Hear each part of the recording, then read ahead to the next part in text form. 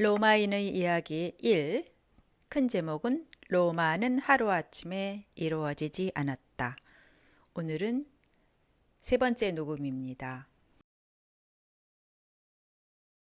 그리스의 시찰단 파견. 로마인을 이야기할 때 지금까지는 로마를 중심으로 그 주변에 대해서만 기술하면 되었다. 범위를 넓힌다 해도 기껏해야 에트루리아 지방, 그것도 로마와 국경을 접하고 있는 남부 에트루리아 지방만 언급하면 충분했다.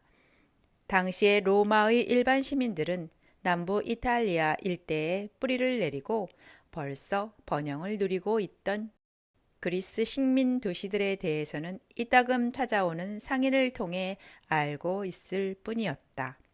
로마와 남부 이탈리아 사이에는 아직도 넓은 땅과 수많은 민족이 가로놓여 있었기 때문이다. 기원전 6세기 말부터 기원전 5세기 전반에 이르는 공화정 초기 로마의 세력이 미치는 범위는 티베르강 주변에서 하구까지의 좁은 지역에 불과했다. 면적으로 치면 도쿄의 10분의 1 정도밖에 안 되는 셈이다. 국경선이 오늘날처럼 분명하지 않았기 때문에 정확히 비교할 수는 없지만 남부 이탈리아의 그리스 식민 도시로 타란토와 시라쿠사는 로마의 3배 내지 5배의 세력권을 자랑하고 있었다. 아테네는 로마의 10배, 카르타고는 그 이상이었을 것이다. 로물루스가 건국한 지 300년이 지난 기원전 5세기 중엽에도 로마의 세력은 이 정도에 불과했다. 크게 확대한 지도가 아니면 영역조차 명확히 보이지 않을 만큼 작은 도시국가에 불과했던 이 시절 로마는 지중해 세계에서는 선진국이었던 그리스의 도시국가와 처음으로 접촉을 갖게 된다. 남부 이탈리아의 그리스 식민도시를 통해 간접적으로 접촉한 것이 아니라 본토인 그리스의 도시국가, 특히 아테네와 스파르타와 직접 접촉한 것이다. 왕정에서 공화정으로 바뀌었기 때문에 생겨난 여러 가지 문제가 일단 해결된 뒤 로마는 쉴 틈도 없이 주변 부족들을 상대로 방위전을 치러야 했다. 그 전쟁이 일단락된 기원전 5세기 중엽, 로마에는 처음으로 성문법이라는 것을 만들게 되었다.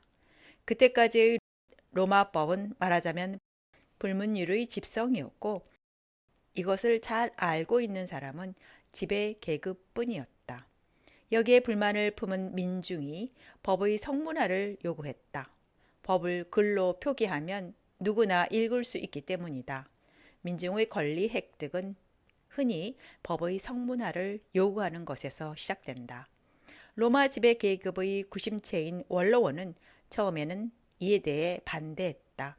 귀족 정치라고 불러도 좋은 공화정이 수립된 뒤 아직 반세기도 지나지 않았다. 그들의 기계는 왕성했고 그들이 제1선에 서서 지킨 공화정 로마의 국경은 평화로웠다. 그러나 로마 민중은 유효한 무기를 갖고 있었다. 일종의 파업이라 할 수 있는 병역 거부가 그것이다. 해마다 봄부터 가을까지는 야누스 신전의 문이 닫힐 틈도 없을 만큼 잇따라 전쟁을 치러야 했던 로마에 이런 파업은 크나큰 타격이 아닐 수 없었다. 결국 원로원은 성문법을 만들 것을 승인했다. 로마는 법치국가로서는 선진국인 그리스에 시찰단을 파견했다. 시찰단은 3명의 원로원 의원으로 구성되었다. 이들은 정부 요직을 맡은 경험자들로서 로마의 유력 가문에 속하는 남자들이기도 했다. 3명의 로마인은 1년 동안 그리스를 시찰했다. 이탈리아와 그리스의 거리는 당시의 배로도 한 달이 채 걸리지 않았을 것이다. 그들의 출발 날짜와 귀국 날짜를 밝혀주는 사료는 없지만 그리스에 꼬박 1년 동안 머물렀다고 생각해도 좋다. 역사가 리비우스가 기술한 사찰단의 행선지는 아테네뿐이지만 그들은 그리 넓지도 않은 그리스에 이렇게 오랫동안 머물러 있었다. 아테네에서 스파르타에 가려면 험준한 산을 넘어야 했지만 그래도 며칠밖에는 걸리지 않았으니까 로마 시찰단은 스파르타도 방문했을 게 분명하다. 아테네는 솔론, 기원전 6세기의 아테네 정치가이며 현명한 입법자라고 볼 수 있다. 솔론의 개혁으로 유명하지만 스파르타에는 리크루고스의 개혁이 있었다. 이는 기원전 7세기경에 활동한 스파르타의 입법자이다. 이 시찰단의 보고를 토대로 만들어진 12표법에 관해서는 나중에 기술하기로 하겠다. 여기서 편년식 기술은 잠시 중단하고 기원전 5세기 중엽에 이르러 로마가 비로소 접촉이라는 이름에 걸맞은 접촉을 가진 아테네와 스파르타를 중심으로 하여 당시의 그리스에 대해 이야기해 보고자 한다. 그리스를 언급하지 않고는 로마를 이야기할 수 없기 때문이다. 그리스 문명. 로마보다 선진 민족이었던 그리스인은 로마의 시찰단을 맞이한 기원전 5세기 중엽까지 어떤 길을 걸어왔을까? 그리스 문명은 기원전 2000년 전후에 그리스 본토가 아니라 크레타 섬에서 시작되었다. 본토 그리스보다 크레타 섬이 선진 문명인 이집트에 가까웠기 때문이리라. 물론 무엇 때문이라고 쉽게 말하기는 어렵지만 새로운 문명은 대개 주변부에서 태어난다. 크레타 문명에 관해 역사가 투키디테스는 이렇게 말하고 있다. 미노스 왕이 창설한 함대 덕분에 크레타 주변 해역의 항해가 안전해졌다. 미노스 왕은 함대를 이용하여 크레타 부근의 섬들을 정복함으로써 그런 섬들을 근거지로 삼고 있던 해적을 소탕하는 데 성공했기 때문이다. 해적의 약탈에서 벗어나게 된 크레타 사람들은 점점 부유해져 석조 저택까지 가질 수 있게 되었다. 크레타 문명의 전성기는 기원전 1700년부터 기원전 1500년경까지로 되어 있다. 그러나 기원전 1350년경을 전후하여 에게해의 주인공이었던 크레타 문명도 급속히 쇠퇴했다. 대지진 때문인지 본토 그리스인의 공격 때문인지는 확실치 않지만 기원전 1350년경에 크레타의 수도 크레노스가 파괴되었다. 우아하고 화려했던 크레타 문명의 만종이 되었다. 그 후 크레타의 역사는 그리스 본토의 역사에 딸린 것으로 바뀐다. 그 옛날에 누렸던 영화의 흔적은 19세기 영국의 고고학자 아서 에번스의 발굴로 오늘날에도 크레타 땅에서 볼 수 있다. 주변이 중심으로 바뀌면 다른 주변이 생겨난다. 그리스 본토에서도 남쪽에 있는 펠로폰네소스 반도의 미케네 일대가 그리스 문명의 새로운 담당자가 되었다. 역사상 미케네 문명이라고 불리는 바로 그것이다. 미케네 문명은 무인들이 지배하는 체제였던 것 같다. 그 무인들은 호메로스의 서사시 일리아스와 오디세이아를 통하여 후세의 우리들에게도 친숙하다. 아르고스의 왕 아가멤논, 스파르타의 왕 메넬라오스, 테살리아의 왕 아켈레오스, 이타카의 왕 오디세우스, 통틀어 아카이아인이라고 불리는 이들이 기원전 1250년 전후에 일어나 10년 동안의 포위전을 거쳐 끝나는 트로이 원정의 주인공들이었다. 트로이의 왕자 파리스에게 유혹되어 트로이로 끌려간 스파르타의 왕비 헬레네를 도로 빼앗아 오기 위해 시작한 것이 트로이 전쟁이라고 시인 호메로스는 노래하고 있다. 절세 미녀 헬레네를 둘러싼 이야기이기도 하고 그리스 신들도 트로이 쪽과 그리스 쪽으로 나뉘어 응원하는 등 세계 문학사상 최고 걸작의 하나라는 평가에 어울리는 유쾌한 서사시이다. 그러나 실제로는 그리스인이 무력에 의지하여 트로이의 부를 빼앗으려고 일으킨 전쟁이라는 게 진상과 가까운 역사적 사실일 것이다. 어쨌든 트로이 함락으로 개가를 올린 미케네 문명도 불과 반세기 뒤인 기원전 1200년경에는 벌써 멸망하고 말았다. 역사를 즐기는 사람이 이렇게 말한다. 10년 동안이나 집을 비우고 먼 트로이에서 전쟁놀이에 열중했으니 그동안 국내 질서는 흐트러지고 국력도 쇠퇴하여 외래민족에게 쉽게 정복당하고 말았다. 정확하지는 않지만 비슷하긴 한 것 같다. 10년에 걸친 트로이 전쟁을 끝내고 산더미 같은 전리품을 가지고 귀국한 그리스군 총대장 아가멤논은 욕실에서 왕비와 왕비의 애인에게 살해당한다. 시인 호메로스는 승자들을 덮친 이런 참사를 트로이 쪽을 응원했던 신들의 분노 탓으로 돌리고 있다. 어쨌든 미케네 문명을 멸망시킨 것은 북쪽에서 그리스로 남하해온 도리아 민족이었다.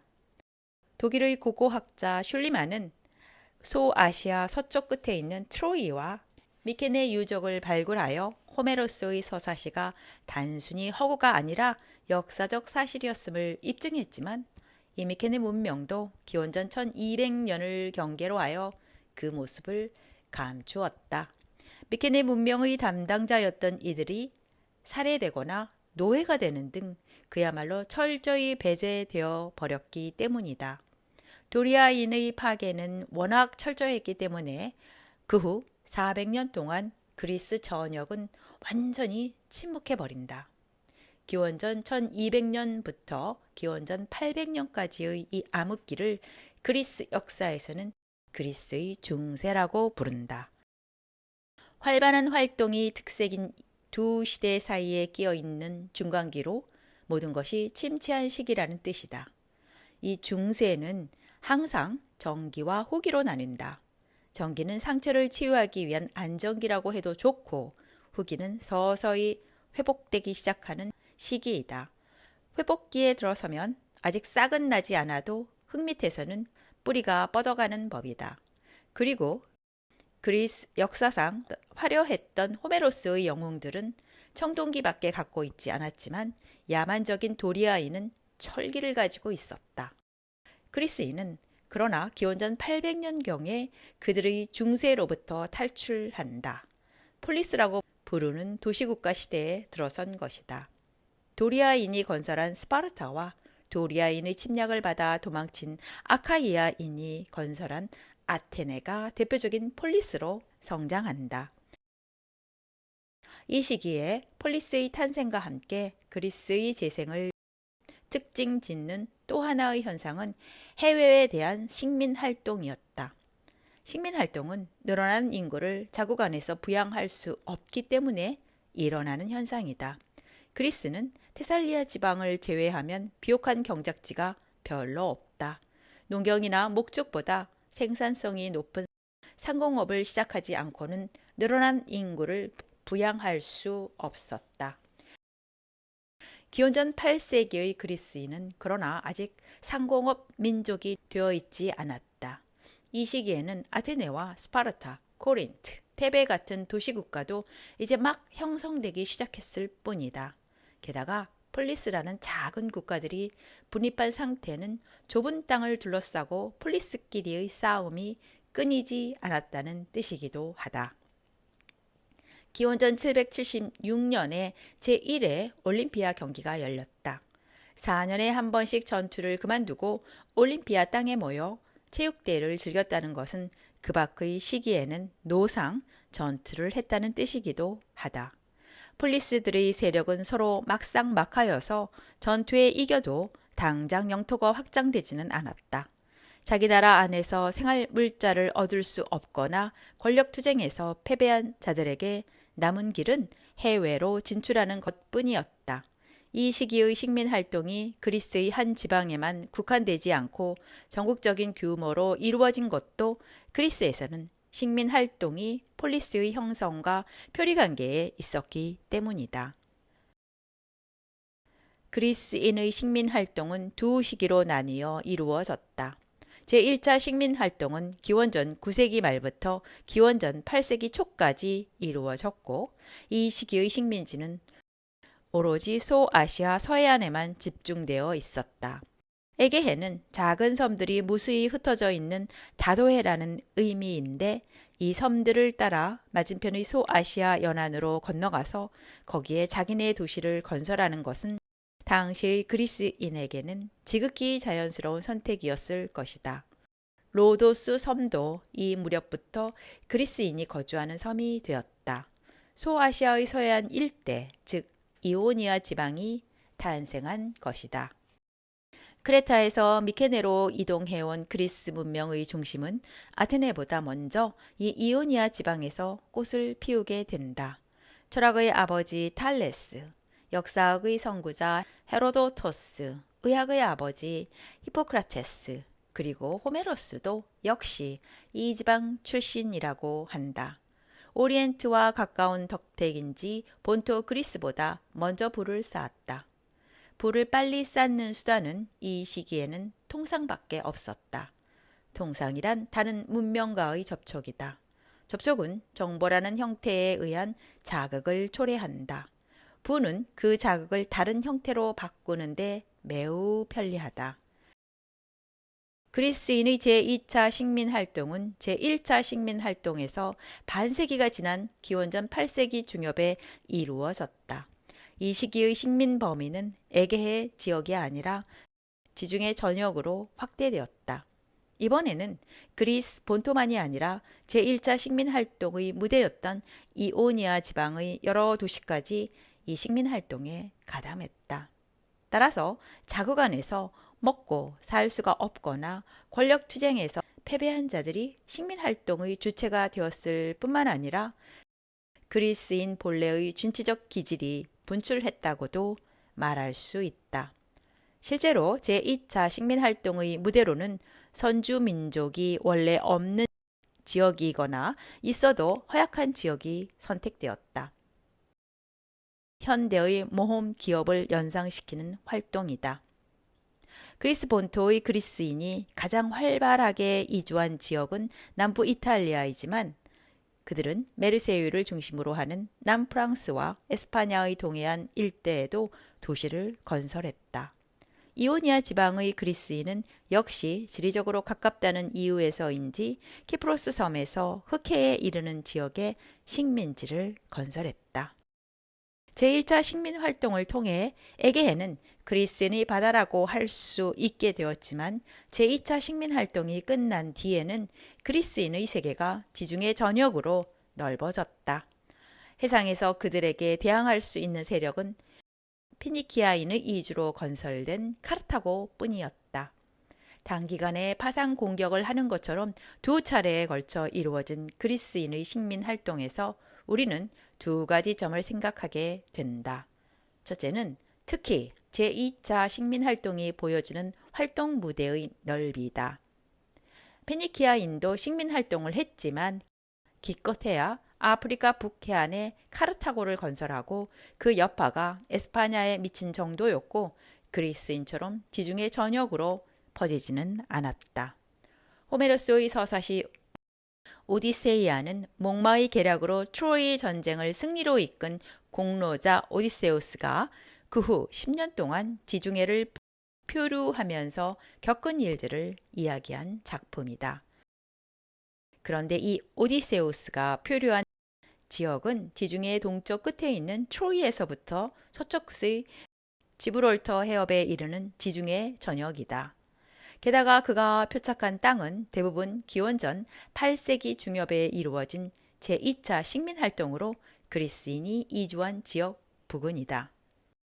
슐리만은 호메로스의 또 다른 서사시 일리아스의 무대가 된 땅을 발굴하여 이 서사시가 단순히 시인의 상상력에서 나온 산물만은 아니라는 것을 실증했다.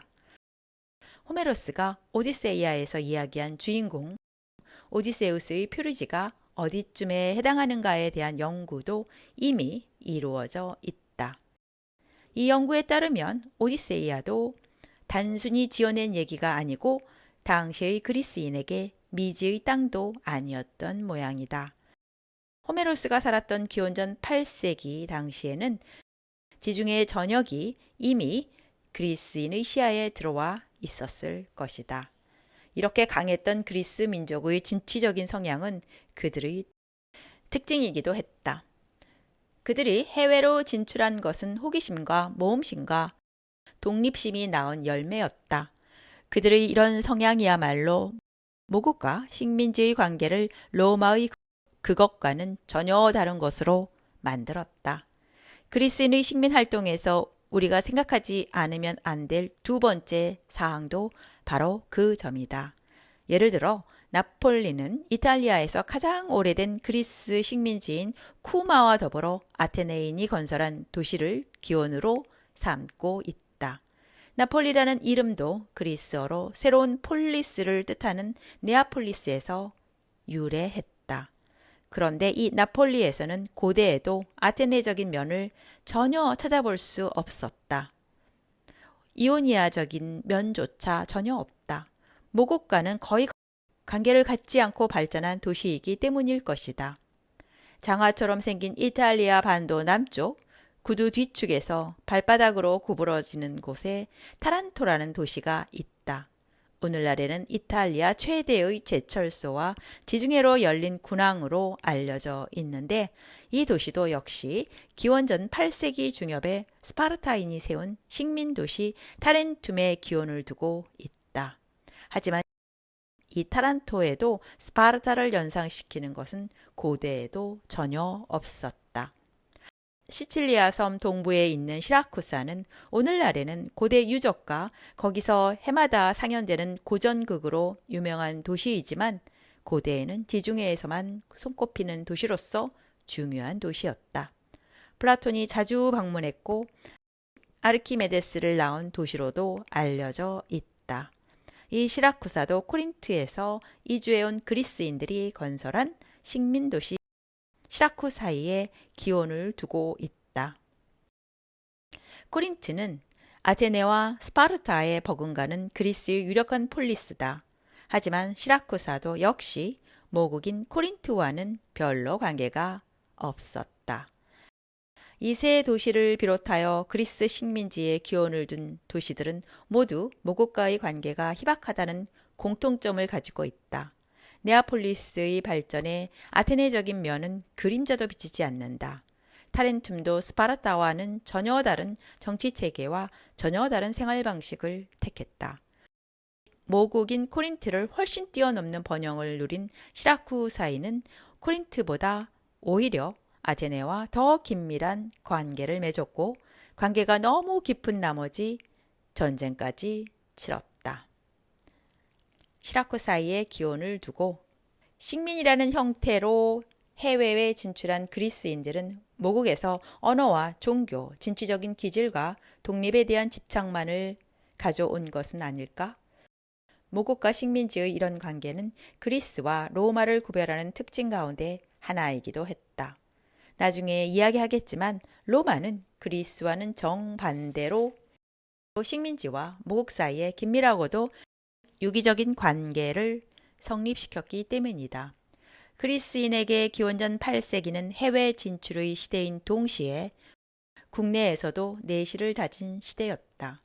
그리스인의 활력을 가장 효율적으로 발휘하게 한 폴리스가 형성된 것이 바로 기원전 8세기였다.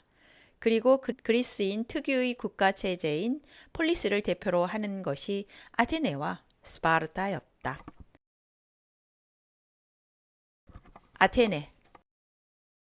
아테네를 수도로 하는 아티카 지방은 면적이 2600제곱킬로미터에 이르고 경작지가 많다고는 할 수 없지만 바이투성이인 그리스에서는 비교적 넓은 편에 속한다. 아테네 근처에서 천년의 항구인 피레우스도 있어서 바다를 향해 열려있는 지방이었다. 또한 그리스에 침입해온 도리아인의 지배도 면했기 때문에 아카이아인의 순수한 혈통도 상당히 보존되어 있었던 모양이다. 전설은 크레타 섬의 폭군 미노스를 타도한 테세우스를 이 아테네의 건국자로 삼고 있다. 신생국들이 모두 그렇듯이 아테네의 정치 체제도 초기에는 왕정이었다. 기원전 8세기 무렵에는 왕정이 귀족 정치로 바뀐다. 귀족 출신인 9명의 통령이 1년을 임기로 행정과 군사와 제사를 담당하고 그 밖의 귀족들로 구성된 장로회의가 이들을 보좌했다. 자유시민들로 이루어진 민회가 있었지만 발언권은 거의 없었다. 기원전 7세기에 접어들자 이 귀족 정치는 아테네의 현실에 맞지 않게 되었다. 토지 소유에 경제적 기반을 둔 귀족 계급에 대해 상공업으로 힘을 얻기 시작한 신흥 계급이 대두했기 때문이다. 이 자유시민 계층은 경제력을 획득했지만 국정에 참여하지 못하는 데 대해 강한 불만을 품고 있었다.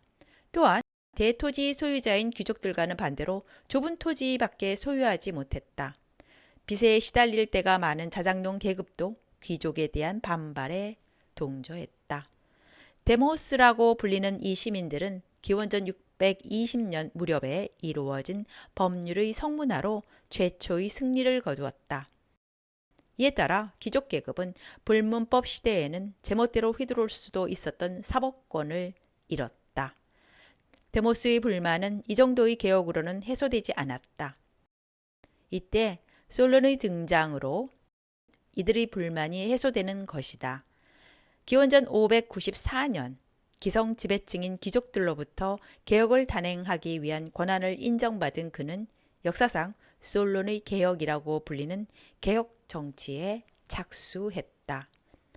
솔론 자신은 점차 대두하고 있는 상공업자 계층에 속해 있지 않았을 뿐 아니라 빚에 시달리는 자작농 계층 출신도 아니었다. 넓은 토지를 가지고 아테네를 좌우해온 명문 귀족 출신이다. 그 역시 역사에 이따금 등장하는 선견지명과 실행력을 가진 인물이었던 모양이다. 솔론은 우선 자작농들을 빚더미에서 구제하기 위한 정책을 입안하여 그것을 법제화했다. 농민들의 빚은 크게 줄어들었고 빚을 갚지 못한 사람이 채권자의 노예가 되는 종례의 제도도 폐지되었다. 고대 사회에서는 빚을 갚지 못할 경우에는 채권자의 노예가 되어 몸으로 때우는 것이 당연한 일로 되어 있었지만 솔론이 이 제도를 폐지한 것이다. 이것은 고대 사회에서는 최초인 인권 존중의 사례가 되었다. 솔론은 온건하고 자유주의적인 사고방식의 소유자였던 모양이다. 데모스의 급진파는 모두 사유지를 몰수하여 일단 국유화했다가 그것을 똑같이 분배하자고 제안했지만 솔론은 이 제안을 물리쳤다. 그는 다음과 같은 글을 남겼다. 시민들에게는 타당한 명예를 주었다. 그들의 권리를 빼앗지도 않고 새로운 권리를 덧붙이지도 않고. 그러나 솔론이 가장 주안점을 둔 개혁은 정치개혁이었을 것이다. 그는 우선 인구조사를 실시했다. 그 결과 밝혀진 사실을 토대로 권리는 부동산에 비례한다고 규정했다. 출신 계급에 따라 참정권이 좌우되는 일은 그리하여 사라졌다. 왕정은 한 사람의 군주가 나라를 다스린다는 의미에서 모나르키아라고 부르고 귀족 정치는 소수 엘리트가 국정을 담당하기 때문에 아리스토크라티아라고 부른다. 한편 권력이 재산이 많고 적음에 비례하는 솔론의 제도는 인구조사에 바탕을 두고 있다는 의미에서 티모크라티아라고 부르게 되었다. 금권 정치라고 번역할 수 있겠지만 수입의 다소가 권력의 다소로 이어지는 것은 부당하다고 생각하는 사람도 많을 것이다. 그러나 귀족으로 태어나지 못하면 참정권을 갖지 못했던 귀족 정치에 비하면 이는 상당히 발전한 정치 체제였다. 혈통은 어쩔 수 없지만 재산을 모으는 것은 재능과 운에 달려 있기 때문이다. 또한 고대에는 프랑스 혁명 이전에는 평등이라는 이념도 당연히 평등한 사람들 사이의 평등으로 여겨지는 게 고작이었다.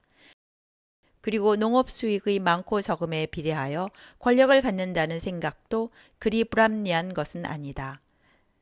상업적으로 재산을 모은 사람들이 토지 같은 부동산에 투자하여 재산 증식을 꾀하는 것은 오늘날에도 일반적인 경향이다.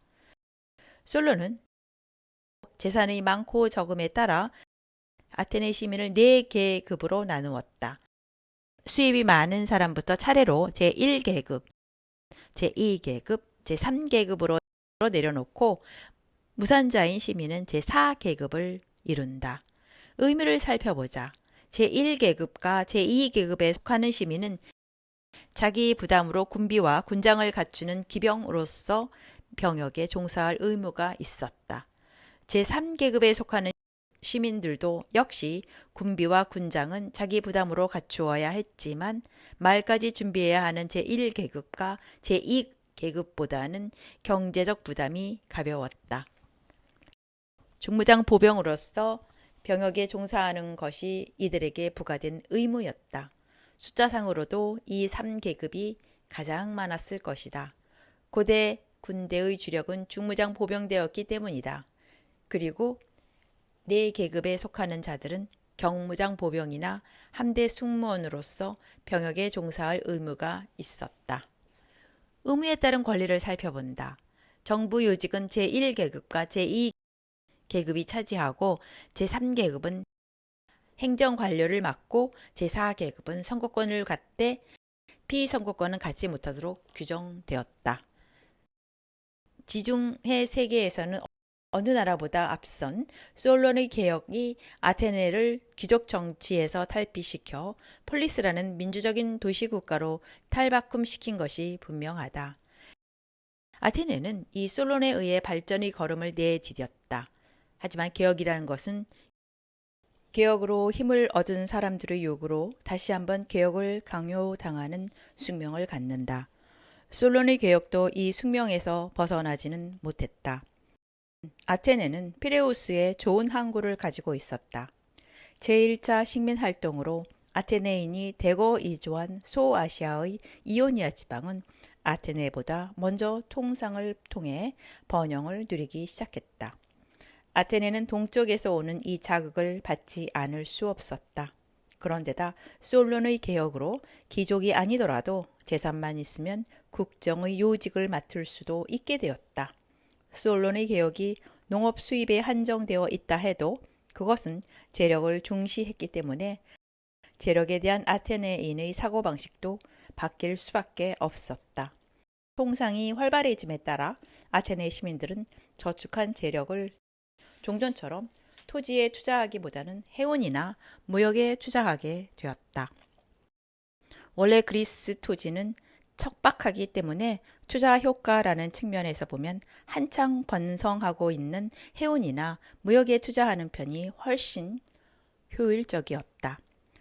동산을 모으기 시작한 시민들이 부동산을 기반으로 한 정치 체제에 불만을 품게 되는 것은 시간 문제일 뿐이었다.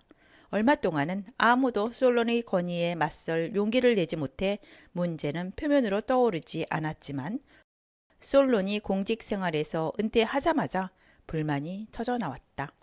이 폭발하는 힘을 질서정연하게 통제할 수 있는 인물이 없는 권력의 공백 상태가 기다리고 있을 뿐이었다.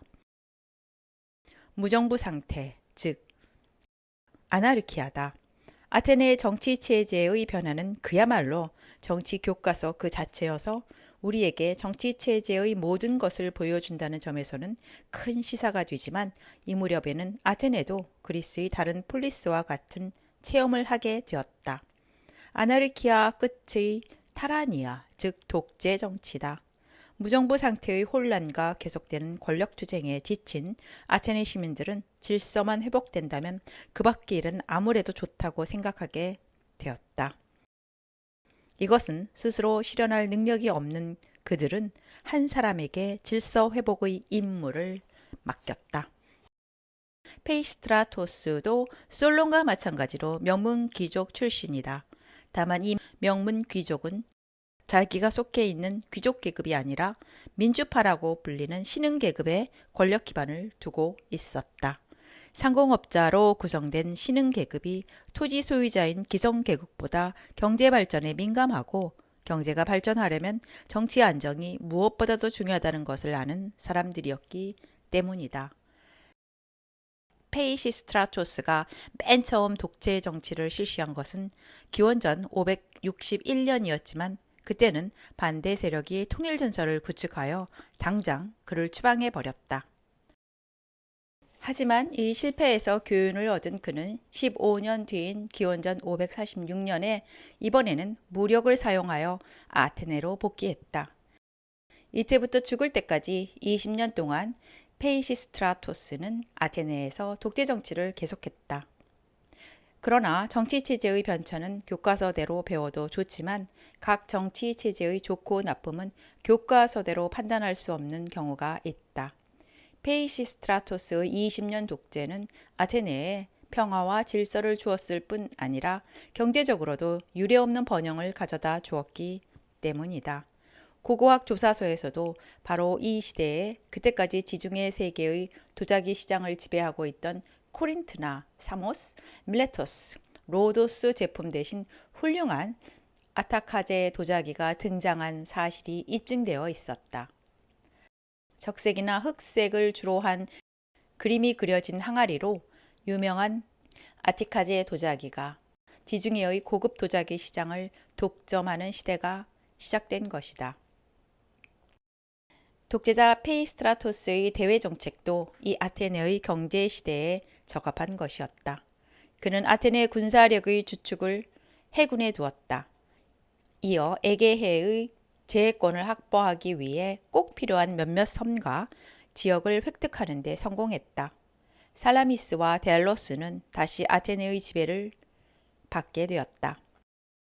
페이스트라토스는 에게해의 섬들과 이오니아 지방에도 세력권을 넓히고 아테네가 지배할 수 없는 그리스의 다른 도시 국가나 리디아 왕국이나 페르시아 제국과는 우호 관계를 수립하려고 애썼다. 또한 제2차 식민시대에 별로 적극적이 아니었던 탓으로 다른 나라보다 뒤떨어진 것을 만회하기 위해 헬레스폰터스 해협, 오늘날의 다르다넬스 해협이다. 근처에 중개 기지를 만들었다. 특히 주변 국가와의 통상을 진흥하기 위한 방책이었다. 국내에서는 광산업 지능에도 힘을 쏟았다. 독재 정치는 그러나 독재자의 재능이나 성격에 좌우될 수밖에 없다. 아테네 시민들은 페이스트라토스의 재능을 인정하고 그의 독재에 따랐지만 그가 죽은 뒤 후계자가 된 그의 아들들의 독재까지는 참지 않았다. 기원전 510년 아테네 귀족들은 스파르타의 후원을 얻어 독재 정치를 타도했다. 독재 정치를 무너뜨린 귀족들도 이를 후원한 스파르타도 독재 정치를 타도한 뒤 아테네에는 귀족 정치가 부활할 거라고 믿고 있었다. 하지만 독재 정치를 타도하는데 앞장선 클레이스테네스는 아테네의 귀족 정치를 부활시키는 것은 아테네의 현재 상황으로 보아 타당한 방책이 아니라고 생각했다. 페이스트라토스의 독재 밑에서 20년 동안 계속된 평화와 질서는 상공업에 종사하는 아테네 시민의 경제력을 높여 아테네 경제의 중심은 이제 분명히 토지에서 상공업으로 옮아가 있었다. 이러한 상황에서 토지 소유의 권력 기반을 둔 귀족들을 다시 등장시키는 것은 현실을 무시한 처사일 수밖에 없었다. 따라서 클레이스테네스는 솔론의 개혁을 부활시키는 데 머물지 않고 아리스토텔레스의 말을 빌리면 보다 민주적인 방향으로 정치 체제를 개혁했던 것이다. 클레이스테네스의 정치 개혁은 우선 행정 개혁으로 시작되었다. 그는 도시국가 아테네의 영토인 아티카 일대를 크게 세 지역으로 나누었다. 수도 아테네와 항구 페레우스를 포함하는 제1지역, 해안지대 전역을 망라하는 제2지역, 그리고 내륙의 제3지역이다. 이 세 지역은 각각 10개의 소구역으로 다시 나뉘었고 소구역은 인구 밀도에 따른 데모로 다시 나뉘었다. 아티카 전체에는 이 데모가 150개 내지 170개가 있었다고 한다. 데모는 구 정도로 번역하면 알기 쉬울까? 이 데모도 도시국가 아테네의 공적 생활의 기초가 되었다. 이 개혁 이후로는 자기 이름과 아버지의 이름에다 소속된 데모의 이름을 붙인 것이 아테네 시민의 정식 이름이 되었다. 예를 들어 소크라테스는 알로페케 데모의 소프로니스코스의 아들 소크라테스가 된다. 소속된 가문이나 시족을 나타내는 명칭은 완전히 사라졌다. 클레이스테네스의 개혁이 민주적이라고 일컫는 까닭이 여기에 있다. 민주적이라고 일컫는 또 다른 까닭은 아테네의 전역을 행정구로 분할한 이 개혁으로 귀족들의 소유지가 쪼개져 결과적으로 귀족 계급의 권력 기반이 무너졌기 때문이다. 클레이스테네스의 이 개혁은 순전히 행정적인 목적으로 국토를 분할한 사상 최초의 사례가 되었다. 클레이스테네스는 정치체제도 개혁했다. 솔론의 개혁이 티모크라티아로 불리는 반면 클레이스테네스의 개혁으로 생겨난 정치체계는 데모스, 민중에 의한 정치체제라는 의미에서 데모크라티아라고 불린다. 도시국가 아테네는 기원전 6세기 말에 이르러 문자 그대로 민주정치체제를 확립하게 되었다. 우선 미네의 권한이 강화되었다. 미네에는 20세 이상의 아테네의 시민이면 누구나 참석할 권리를 갖는다. 또한 아테네에서는 로마와는 달리 한 사람이 한 표를 가졌다. 국가의 최고 기관이 된 미네는 해마다 몇 차례 소집되었다. 전쟁에 대한 찬반을 결정하는 것도 강화를 맺을 것이냐 말 것이냐를 결의하는 것도 미네에서 이루어졌다. 타국과의 동맹관계에서부터 정부 관리의 선출에 이르기까지 모든 것이 미네에서 결정되었다. 클레이스테네스는 솔론의 개혁의 기둥이었던 4계급 제도는 남겨두었다. 그는 솔론의 시대처럼 농업 수입을 기준으로 계급을 나누는 것이 아니라 업종과는 관계없이 수입이 다소에 따라 계급을 구분하는 것으로 바꾸었다. 이에 따라 상공업에 종사하는 계층의 정치적 발언권이 더욱 강화되었다. 또한 클레이스테네스는 후세의 정부 부처와 비슷한 조직까지 창설했다. 500인 회의라고 불러도 좋은 기관인데 각 구에서 추첨으로 뽑힌 30세 이상의 시민으로 구성된다. 제비 뽑기니까 출신 가문이나 재산이나 재능과는 전혀 관계가 없다. 모두 500명으로 이루어진 이 기관이 실제 정무를 담당했다. 의장조차도 한 달에 몇 번 열리는 회의 때마다 추첨으로 선출했다고 한다.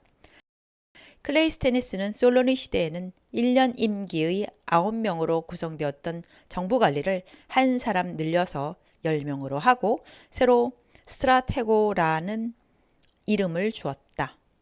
전력을 뜻하는 영어 낱말 스트래티지 어원이 된 말이다.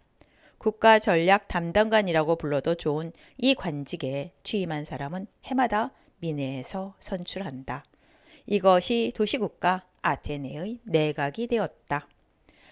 클레이스테네스가 실시한 마지막 개혁은 일종의 자체 정화제도인 도편 추방제다. 아테네에서 추방하고 싶은 사람의 이름을 도자기 파편에 써서 투표했기 때문에 도편 추방이라고 부른다. 독재 정치를 피하기 위해 이 제도가 만들어진 것은 분명하다. 미네는 해마다 투표를 해서 과반수의 찬성만 얻으면 그 권위와 권력이 아테네에 위협하다고 간주되는 시민을 10년 동안 국외로 추방할 수 있는 권한을 가지게 되었다. 일설에 따르면 한 사람을 추방하는 데에는 6,000개의 도자기 파편이 필요했다고 한다. 이 추방에는 그 시민의 명예를 더럽히는 의미는 전혀 없고 도편 추방을 당해도 별로 부끄러운 일로 생각하지 않았다. 추방당한 당사자는 시민의 권리를 잃어버리는 것도 아니고 재산을 몰수당하지도 않았다. 단지 10년 동안 아테네에서 추방되어 국외에서 살아야 했을 뿐이다. 10년이 지나면 다시 아테네로 돌아와 스트라테고에 뽑힐 수도 있었다. 요컨대 아테네의 민주정치에 위험하다고 여겨지는 인물을 도편 추방하여 그 인물과 그를 옹호하는 사람들에게 당분간 머리를 식힐 여유를 준다는 의미로 만든 것이 이 제도였다. 10년이라는 기간도 머리를 식히기에는 충분한 기간으로 여겨졌을 것이다. 어쨌든 이 시기에 세계 역사상 처음으로 일반 시민이 국정에 직접 참여할 수 있는 정치 체제가 탄생했다. 후세는 이것을 직접 민주주의라고 부른다. 시민 개개인이 권력 행사와 직접 연결되어 있었던 것이다. 오늘날까지 살펴보아도 타국에까지 영향력을 행사할 만큼 규모가 크고 중요한 국가에서 이런 형태의 직접 민주주의를 시행한 것은 이 시기의 아테네가 처음이자 마지막이었다. 당시 아테네의 유권자 수, 즉 성인이 된 남자 시민의 수는 3만 내지 4만이었다고 한다. 수도에서 멀리 떨어진 지방에 살고 있거나 무역이나 그 밖의 일로 해외에 나가기도 하여 수도 아테네에서 열리는 민회에 참석하지 못한 사람도 많았을 것이다. 평상시 민회에 참석하는 사람은 10,000명 정도였다고 한다. 1만 명이라 해도 대단한 숫자다. 그리스인 특유의 왕성한 독립정신이 토론을 좋아하는 성향과 상승작용을 일으켜 의사 진행도 이만저만 어려운 일이 아니었을 것으로 짐작된다. 또한 1만 명이 모두 국정을 다룰 수 있을 만큼 수준 높은 판단력을 지니고 있었는지도 의문이다. 이 점은 2500년이 지난 오늘날에도 미해결 과제로 남아 있으니까. 깊이 파고드는 것은 쓸데없는 헛수고일 것이다. 그렇기는 하지만 이 시대의 그리스인이 고안한 것으로서 민주주의에 버금갈 만큼 유명한 도편 추방과 관련하여 유쾌한 에피소드 한 가지는 소개해두고 싶다. 도편 추방제가 만들어진 지 20년도 채 지나지 않았을 무렵의 일이다. 해마다 열리는 도편 추방 투표장에서 아테네 정계의 거물이기도 했던 아리스티데스에게 한 사내가 말을 걸었다. 그 사내는 수도에서 멀리 떨어진 지방에서 왔는지 상대가 아리스티데스인 줄도 모르고 말을 건 모양이다. 사내는 도자기 파편을 내밀면서 말했다. 미안하지만 여기에 아리스티데스라고 써주시지 않겠습니까? 나는 글씨를 쓸 줄 몰라서 말입니다. 아리스티데스는 그 사내한테 아리스티데스라는 인물이 무슨 나쁜 짓을 했느냐고 물었다. 그러자 사내는 고개를 저으며 대답했다. 아니요, 나는 그 사람 얼굴도 모릅니다. 다만 아리스티데스는 위대한 인물이라느니 정의의 사도라느니 하는 말을 하도 여기저기서 귀에 못이 박히도록 듣다 보니까 진저리가 나서요. 아리스티데스는 아무 말도 하지 않고 그 사내가 내민 도자기 파편에 자기 이름을 써서 돌려주었다. 그 해에 아리스티데스는 아테네에서 추방되었다. 그런데 3년도 지나기 전에 다시 그는 아테네로 불려왔다. 페르시아 대군이 쳐들어왔기 때문이다. 귀국한 아리스티데스가 총사령관인 테미스토클레스와 협력하여 아테네가 앞장서서 싸운 페르시아 전쟁을 승리로 이끈 것은 두말할 나위도 없다. 페르시아 전쟁에서 가장 큰 공을 세운 테미스토클레스도 그 후 도편 추방의 희생자 명단에 오르게 된다. 하지만 이 제도는 기원전 417년에 폐지되었다. 도편 추방이 국익에 어긋나는 경우가 너무나 많다는 것을 아테네인들도 깨달았는지 모른다. 아테네에서는 아무리 무식하더라도 당시의 국적인 시민권만 있으면 권리를 완벽하게 인정받았지만 시민권을 갖지 않은 사람은 참정권을 완전히 봉쇄당했다. 아테네에 거주하는 비시민은 외국인과 노예다. 당시 아테네에는 일이나 그 밖의 이유로 많은 외국인이 살고 있었지만 이들의 대다수는 같은 그리스인이었다. 그리스어를 사용하고 그리스의 종교를 믿고 그리스적 성격을 갖고 있다는 점에서 아테네 시민과 전혀 다르지 않았던 이들은 아테네 이외의 도시국가 출신이라는 이유만으로 차별 대우를 받고 있었다.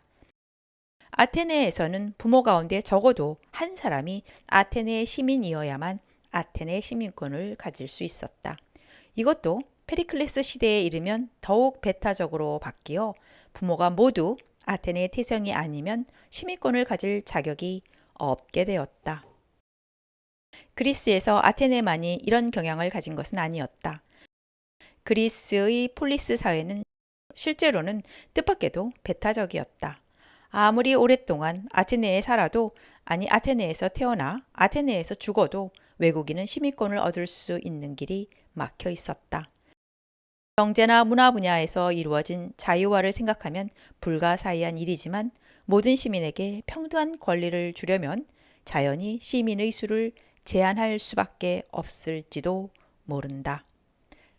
소크라테스는 아무리 악법이라도 조국의 법률에 따르겠다고 말하면서 도망치라는 권유도 물리치고 사약을 마셨다.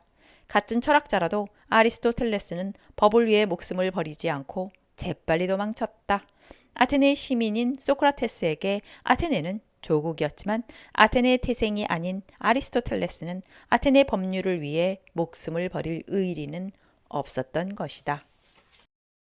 이 점에서도 로마는 그리스와는 다른 길을 택했다. 이런 로마에 대해 그리스인인 플루타르코스는 패배자를 동화시키는 방식만큼 로마를 강대하게 만든 요인은 없다고 말했다. 그렇지만 외국인에게 자국민과 똑같은 세금을 물리면서도 피선거권은커녕 선거권조차 인정하지 않은 국가는 오늘날에도 드물지 않다. 그리스와 로마의 차이는 노예에 대한 처우에서도 찾아볼 수 있다. 그리스의 노예는 극히 드문 예외를 제외하고는 노예인 채 평생을 마칠 운명이었다. 반대로 로마의 노예에게는 해방노예라는 제도가 있었다. 저축한 돈으로 자유를 사거나 오랫동안 노예로 일한 뒤 퇴직금처럼 자유를 얻는 제도다. 해방되어 자유를 얻은 노예는 해방노예라고 불렀지만 그 자식대에 이르면 로마의 자유민과 똑같은 시민권을 획득할 수 있었다. 스파르타. 도시국가 아테네가 인류 역사상 처음인 민주정치를 확립하고 그 정치체제로 기원전 5세기에 접어들 무렵 아테네와 함께 그리스의 대표적인 폴리스였던 스파르타에서는 어떤 정치체제가 기능을 발휘하고 있었을까? 정치체제는 단순히 정치적 문제만은 아니다. 어떤 정치체제를 선택하느냐는 어떤 생활 방식을 선택하느냐와 연결되어 있는 것이다.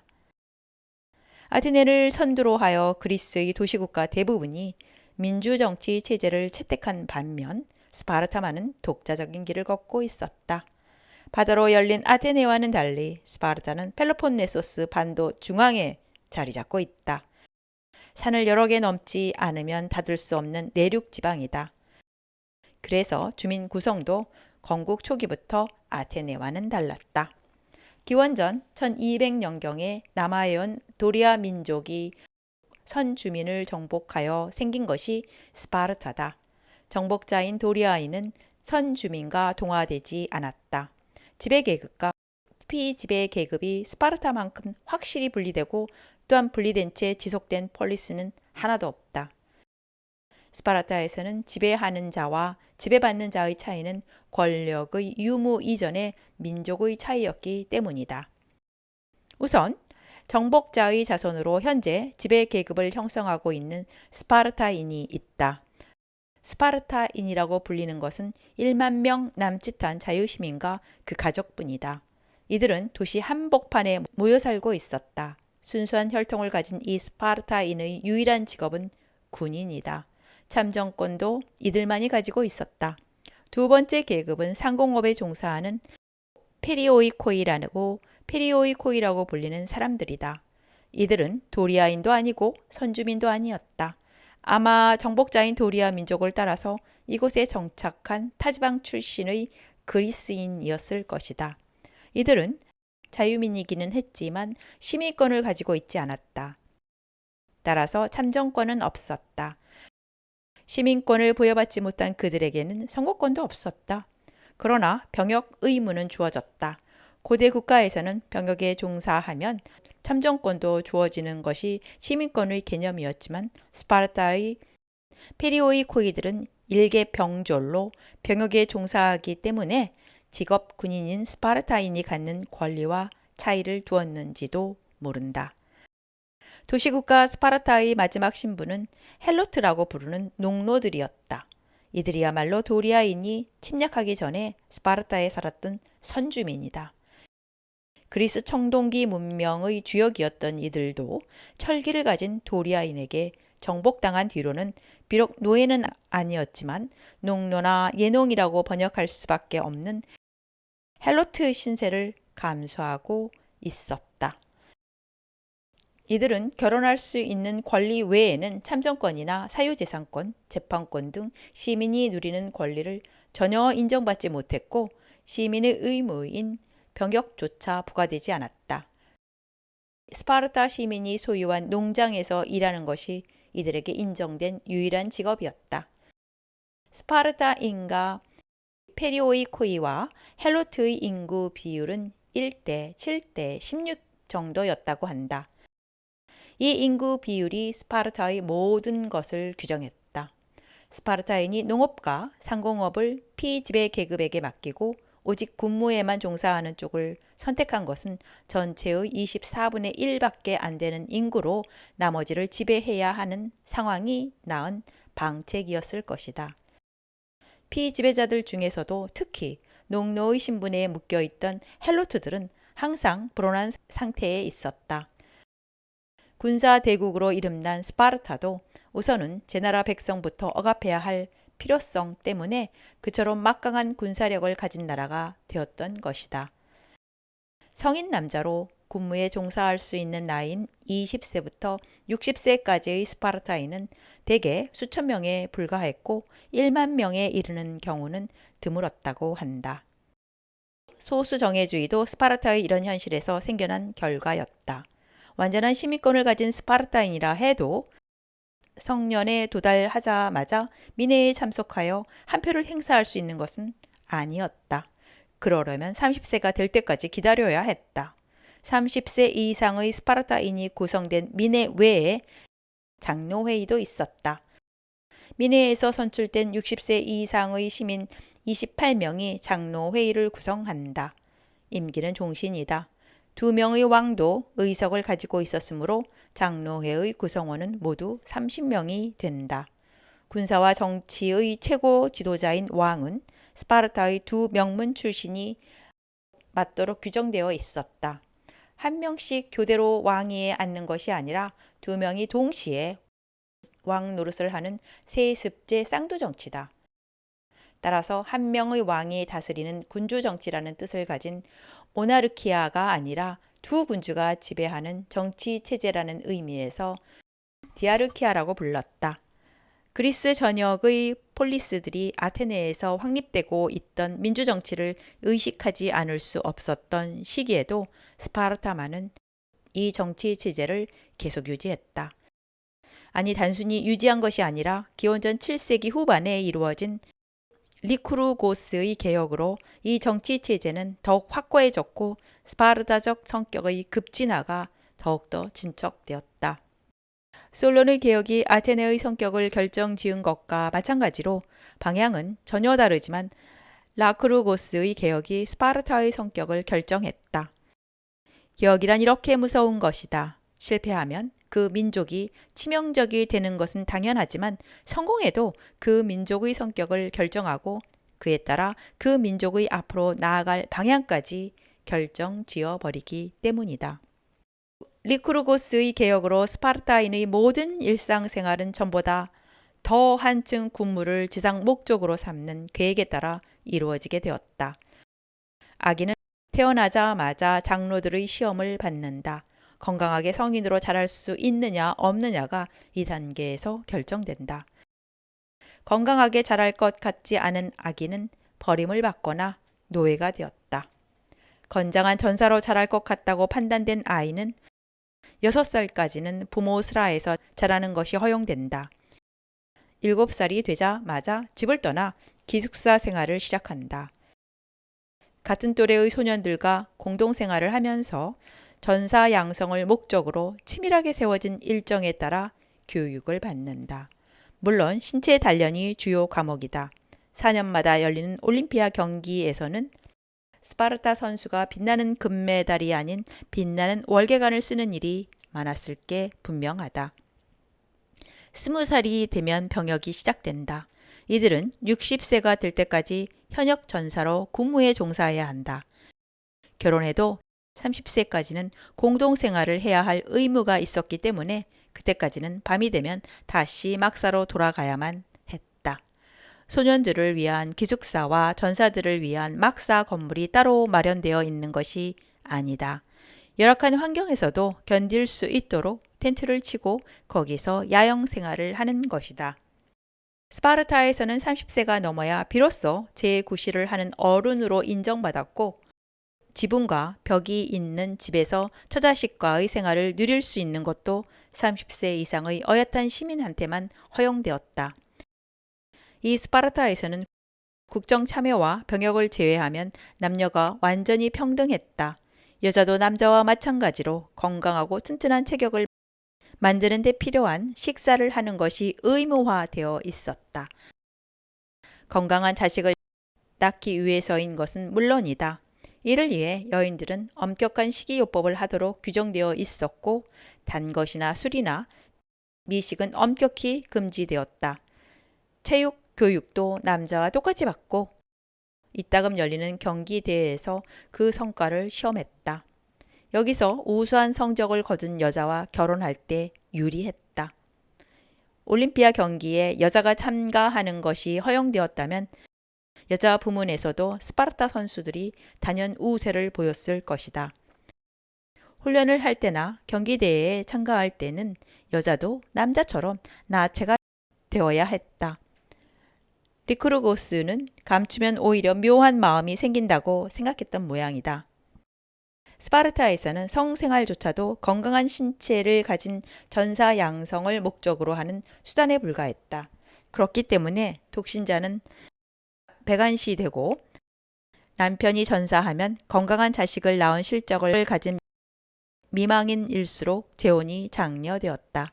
스파르타 여인들의 의무는 건강한 자식을 되도록 많이 낳는 것과 배짜기를 비롯한 집안일에 힘쓰는 것이었다.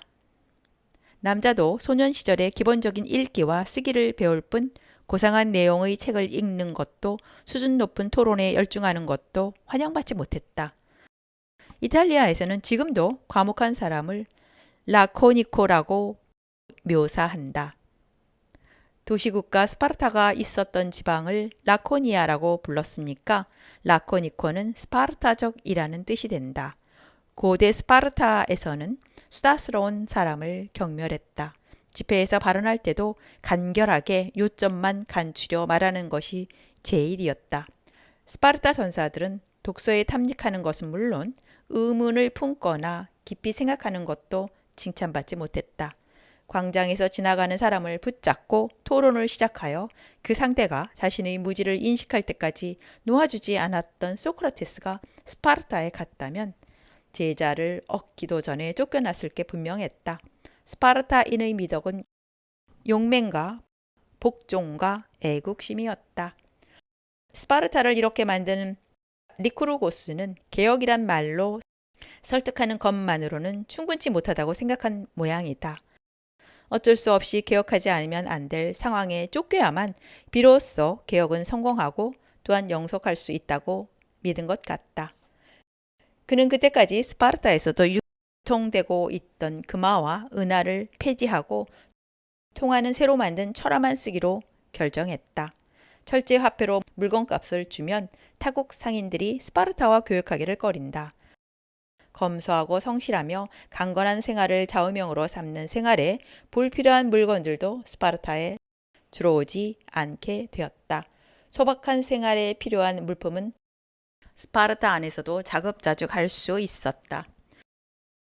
농업에 종사하는 헬로트들은 수확의 절반만 주인인 스파르타인에게 주면 되기 때문에 원래 스파르타인은 유복하지 않았지만 철화를 사용하면 애써 저축할 마음도 사라진다. 또한 생활 수준을 아무리 낮게 억눌러도 모두 똑같이 생활 수준이 낮으니까 질투심도 생기지 않는다.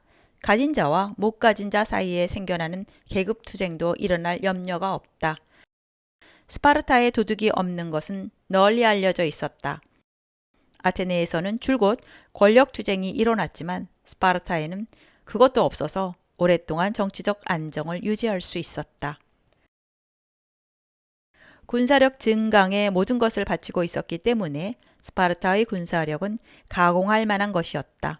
비록 수는 적지만 그 명성은 페르시아에까지 알려졌고 그리스에서 정예 부대라면 스파르타의 보병 군단을 의미했다. 이 스파르타는 전사 외에는 아무것도 낳지 못했다. 철학도, 과학도, 문학도, 역사도, 건축도, 조각도 전혀 남기지 못했다. 스파르타식이라는 낱말을 남겼을 뿐이다. 스파르타는 그러나 군사력을 가지고 있었다. 그들이 가상 적국으로 상정한 아테네의 국력이 강해질수록 스파르타도 라코니아의 산속에 틀어박혀 있는데 불안을 느끼기 시작했다. 그래서 타국을 침략하기 시작한 스파르타는 기원전 6세기 말에는 이미 펠로폰네소스 반도의 대부분을 지배하게 되었다. 스파르타는 자신의 지배하에 들어온 폴리스들을 모아서 펠로폰네소스 동맹을 결성했다. 스파르타가 주도하는 이 군사 동맹에 참가하는 조건은 스파르타가 전쟁을 수행할 때 병력을 제공하고 민주 정치가 아니라 귀족 정치를 채택하는 것이었다. 해마다 공물을 바치라는 요구는 하지 않았다. 스파르타는 금화보다 병사를 더 필요로 했기 때문이다. 스파르타는 자기네 방식과 다른 민주정치 체제를 가진 폴리스를 적으로 간주하고 있었다. 그리스에는 폴리스가 150개나 있었다고 하는데 기원전 500년을 전후한 이 시기에는 150개의 폴리스 가운데 아테네와 스파르타만이 다른 폴리스들을 멀찌감치 떼어놓고 단연 두각을 나타내고 있었다. 아테네는 경제력으로, 스파르타는 군사력으로 생활 방식까지 상반된 양웅의 격돌이 일어났을 법도 한데 이 시기에는 서로 충돌을 회피했다. 그리스 외부에서 강적이 침략해 왔기 때문이다. 페르시아 전쟁이 일어난 것이다. 이런 시기에 그리스 내부에서 싸움이 일어나면 양쪽 다 망할 것은 뻔한 일이었다.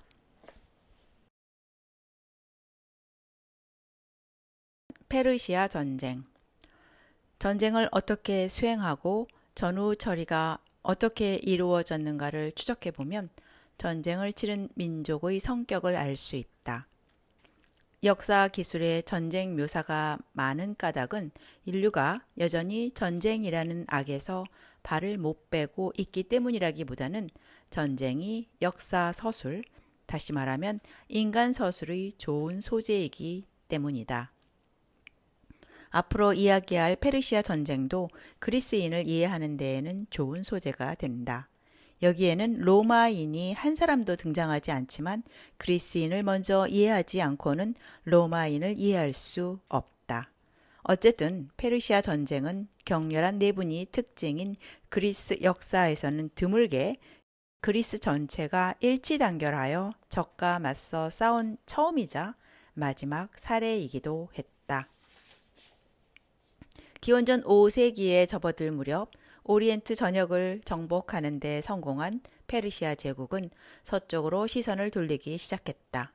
페르시아가 서쪽으로 세력을 확장하려 한 이유는 다음 두 가지로 집약된다. 첫째는 경제적인 이유다. 이 시대에는 이오니아 지방이라고도 불리는 소아시아 서해안과 그리스 본토 사이에 가로놓인 에게 일대가 경제 중심지였다. 페르시아는 번영하는 이 일대를 수중에 넣고 싶었다. 둘째는 종교적인 이유다.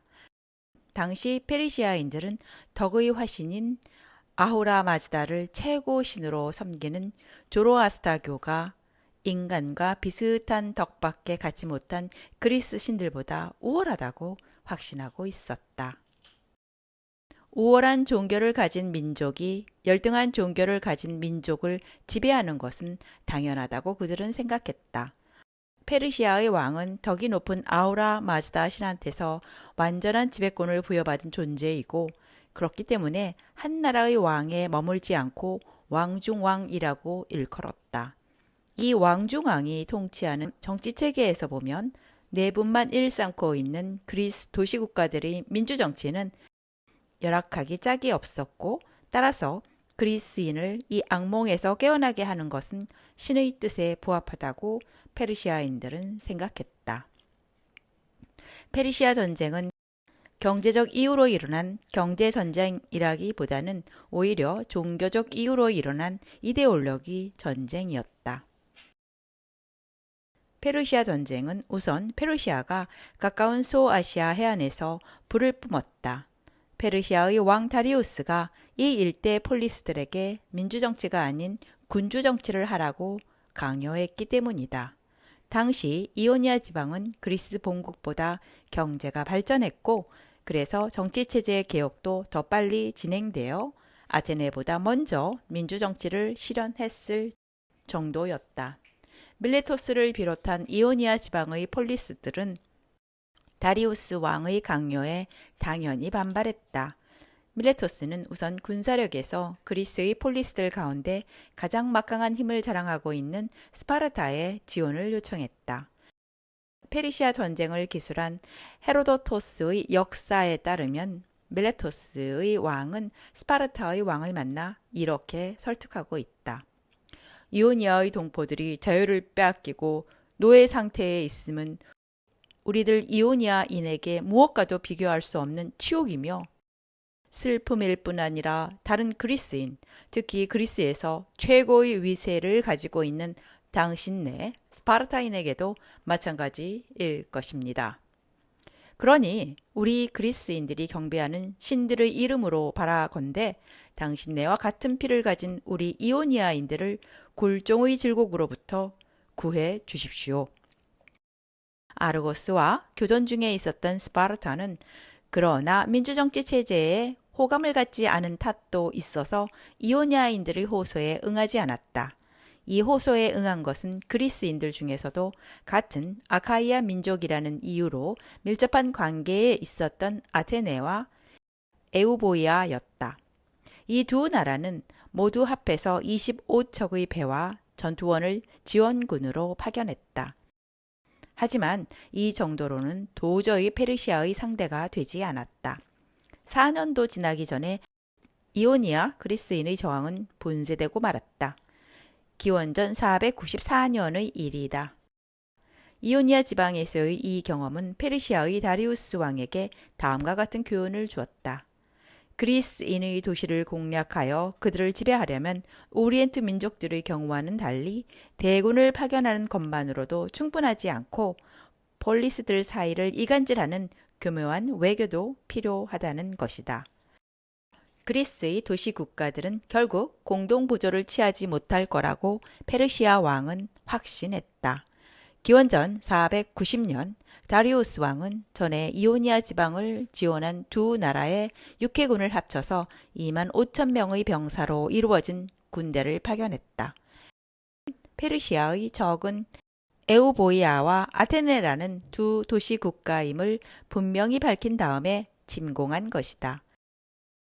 에우보이아는 당장 약탈과 파괴를 당하고 주민들은 노예로 팔렸다. 이에 아테네 공략에 나선 페르시아군은 아티카 지방의 동해안에 있는 마라톤 평원에 상륙한다. 페르시아군이 쳐들어왔다는 소식에 아테네 전체가 처음에는 두려움에 떨었다. 당장 스파르타에 밀사를 파견하여 지원군을 보내달라고 요청했다.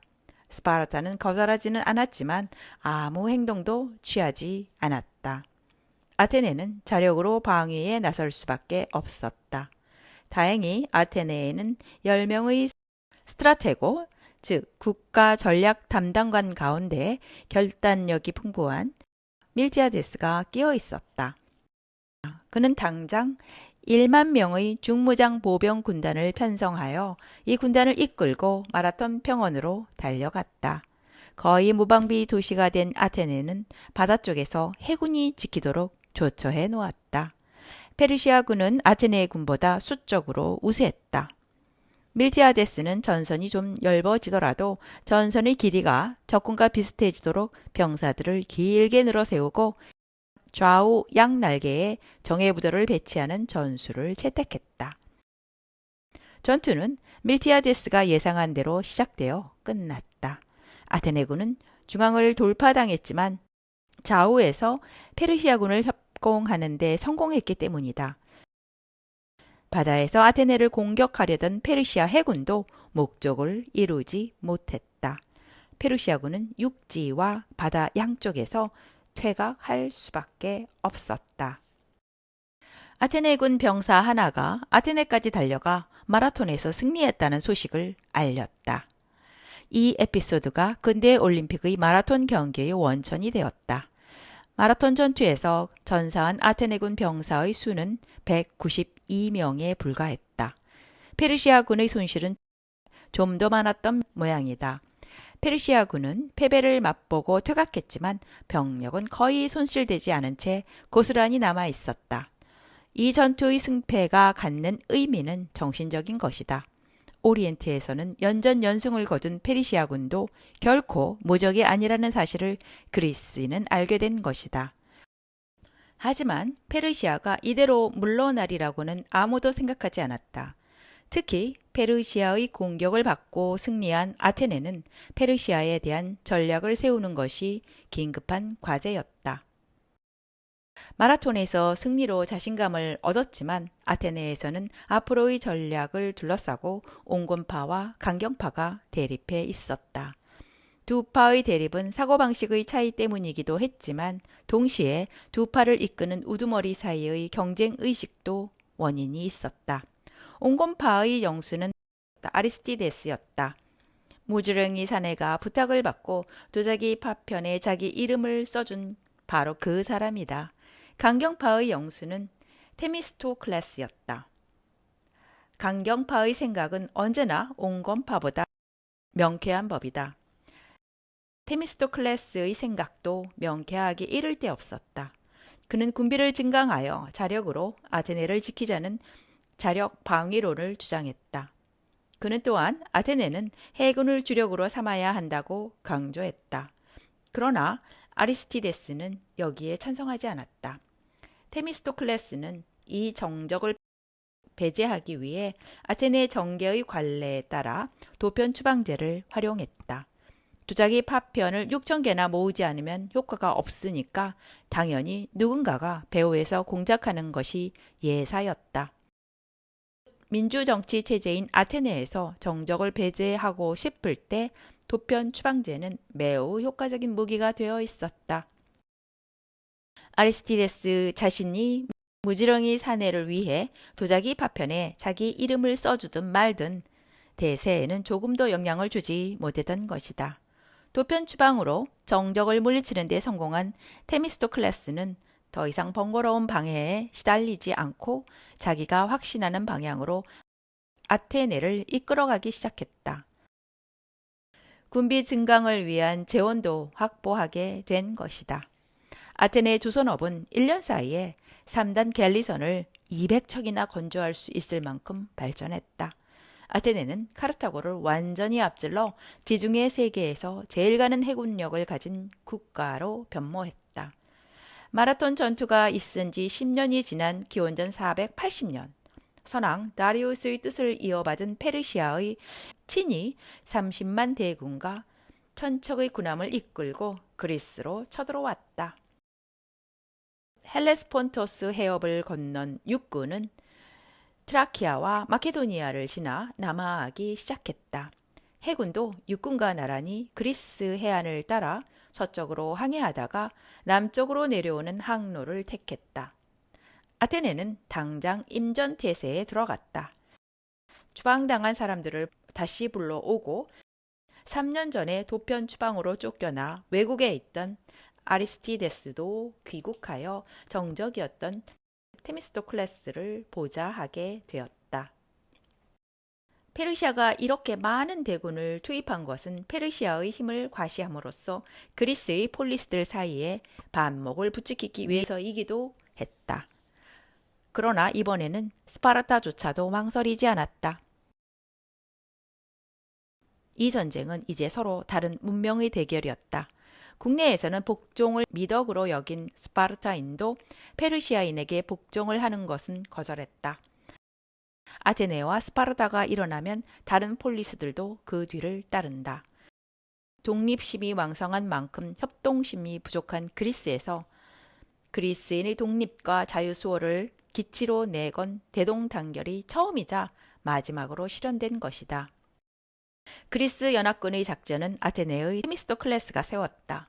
그는 테살리아 평원에서 페르시아 대군을 맞아 싸우면 불리하다고 판단하고 남하에 오는 페르시아군을 저지할 최초의 방어선을 그리스 중부의 산악지방에 있는 테르모필레의 비좁고 험준한 산길에 치기로 결정했다. 스파르타의 레오니다스 왕이 이끄는 300명의 스파르타 병사와 4,000명의 펠로폰네소스 반도 출신 병사가 이 선전에 배치되었다. 한편 페르시아 해군에 대해서는 아테네 해군을 주축으로 하는 그리스 연합 함대가 에우보이아 고트에 매복하여 적을 기다리는 작전을 세웠다. 작전에는 문제가 없었다. 그리스 함대도 페르시아 해군의 남하를 지지하는 데 성공했다. 다만 스파르타에서 오기로 되어 있는 지원부대의 도착이 지연되었다. 그동안 페르시아의 크세르크세스 왕은 스파르타 병사들의 격렬한 저항을 예상하고 쓸데없이 피를 흘릴 필요는 없다고 생각했다. 그는 테르모필레 돌파를 강행하지 않고 페르시아 병사들 가운데 정예의 병력을 선발하여 산지를 우회시키는 작전으로 나왔다. 이 정예 부대는 스파르타군을 배후에서 공격하게 했다. 레오니다스 왕은 펠로폰네소스 출신 병사들에게 퇴각 명령을 내렸다. 300명의 스파르타 전사들만으로 테르모필레를 사수하기로 결정한 것이다. 최후의 한 사람까지 사력을 다해 싸운 스파르타 전사들을 찬양하여 훗날 이 땅에서 다음과 같은 시를 새긴 기념비가 세워졌다. 이국인들이여, 라케다이몬 스파르타 사람들에게 전하라. 조국에 대한 사랑에 목숨을 바친 우리는 모두 이 땅에 잠들어 있노라고. 스파르타 전사들의 명성을 후세에까지 전하게 된 슬프고도 영웅적인 에피소드다. 그러나 레오니다스 왕과 300명의 스파르타 병사들의 희생이 허사는 아니었다. 스파르타인조차도 그리스의 자유와 독립을 위해 죽음도 마다하지 않고 싸운다는 것을 그리스 전체가 알았기 때문이다.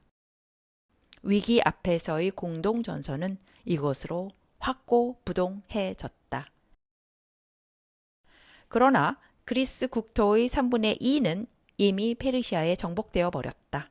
닥치는 대로 파괴하고 약탈하고 죽이고 불태우면서 남하를 계속하는 페르시아군 앞을 가로막는 그리스인은 한 사람도 없는 것처럼 보였다. 아테네까지 단숨에 쳐들어온 페르시아군은 그러나 텅 빈 아테네에 입성하게 된다. 방어하는 병사도 없고 도망치려고 우왕좌왕하는 안후자들의 모습도 보이지 않았다.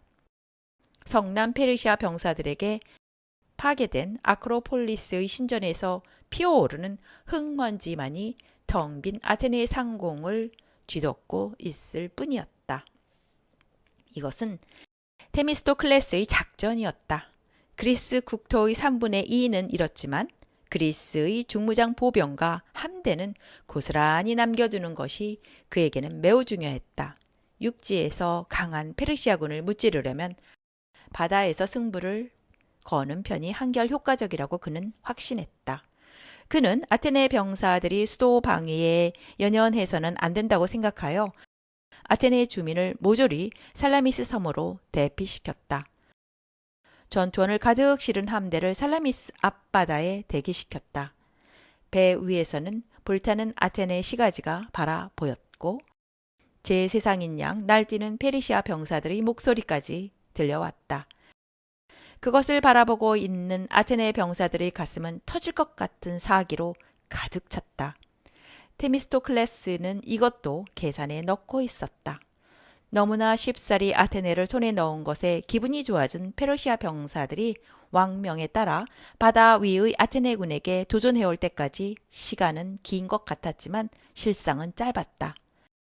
그들을 맞아 싸우는 아테네군 중무장 보병과 해군들의 기세는 대단했다. 크세르크세스 왕은 곧 위에서 페르시아군의 패배를 구경하게 되었다. 살라미스 해전이라는 이름으로 역사에 남은 이 전투는 불과 하루 만에 끝났다. 크세르크세스 왕은 페르시아의 수사라는 도시까지 달아났고 페르시아 함대는 에게해에서 모습을 감추었다. 그러나 페르시아는 이듬해에 다시 서력전을 걸어왔다. 아테네는 다시 테미스토클레스의 지휘에 따라 시가지를 텅 비우고 해상에서 결전을 벌이는 작전을 택했다. 그리스의 다른 폴리스들도 행동이 빨랐다. 스파르타의 파우사니아스 왕이 지휘하는 그리스 연합군은 지난 해와 마찬가지로 트라키아와 마케도니아 지방을 지나 남하에 오는 페르시아 군을 테베 근처의 플라타이아의 평원에서 맞아 싸웠다. 격전이었지만 승리는 그리스군의 것이었다. 페르시아 병사들은 역시 지난해와 마찬가지로 헬레스폰토스 해협을 건너 아시아로 도망쳤다. 같은 해 이번에는 그리스 쪽이 공격에 나섰다. 아테네 해군을 주축으로 편성된 그리스 연합 함대는 에게해를 지나 동쪽의 소아시아로 쳐들어갔다. 그리스군은 육지에서도 바다에서도 빛나는 승리를 거두었다. 또한 그리스군은 다른 지방에서도 계속 승리했다. 바다에서는 아테네인이, 육지에서는 스파르타인이 주역이었다. 페르시아 전쟁은 기원전 478년에 끝났다. 밀레토스와 에페소스, 그리고 역사가 헤로도토스의 고향이기도 한 할리카르나소스 같은 이오니아 도시들도 그리스인의 손으로 돌아왔다. 에게해도 다시금 그리스인의 바다가 되었다. 오늘은 여기까지고 다음은 패권 국가 아테네에 대해서 읽겠습니다.